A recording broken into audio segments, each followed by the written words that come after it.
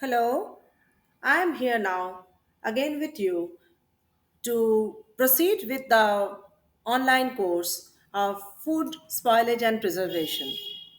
So far, you have come to know that how the different types of food that we eat, has the chances of getting spoiled. And the primary source of this contamination or spoilage is by the microbial growth. So now I am here to let you know that by the generic identity, which are the culprit players in the game. So let us focus on different types, the different varieties of food, and the pathogens that act on it to let it go stale. Number one, the grains and cereals. So these grains and cereals, when they are stored, and if there is the moist conditions, the conditions are moist, then they may get spoiled by what we call molds. What are molds? They are a group of fungi going by the name Rhizopus, Penicillium, or Aspergillus. Aspergillus often produces some toxin that called aflatoxin. This aflatoxin is of our great concern because it is a potent mutagen and carcinogen. Again, another fungus by the name Claviceps purpurea. This Claviceps purpurea, it causes ergot of rye. So, where the in rye inflorescence that is being mimicked by this fungal body. You will find often the bread stored at room temperature on the table may show some reddish signs. It may, when we call the bleeding bread, and that is by the growth of different bacteria like Bacillus micrococcus.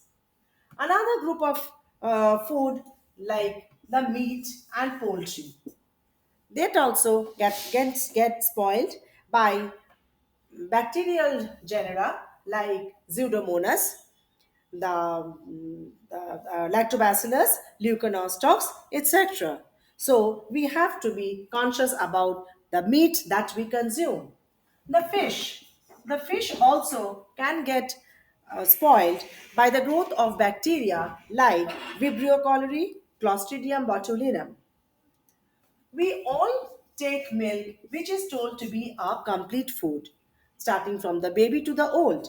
But then the milk is, of course, sterile when in the udder of cow.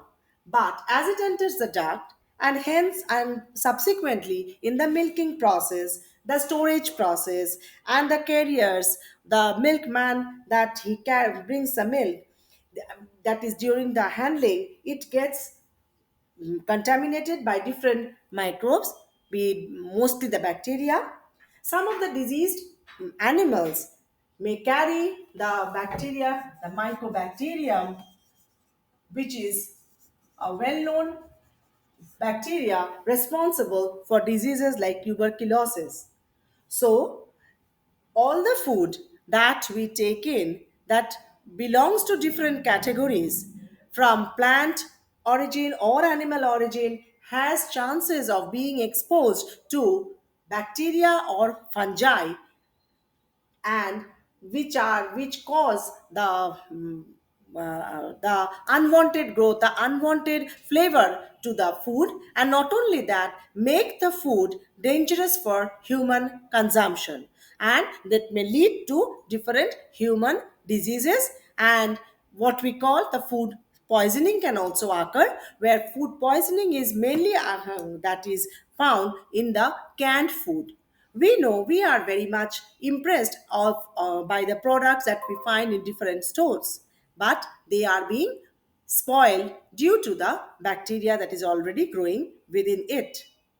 So we have to be very much judicious in consuming the food that we take in. So see you in the next video, that how uh, we will contribute to the in preventing this spoilage. Thank you.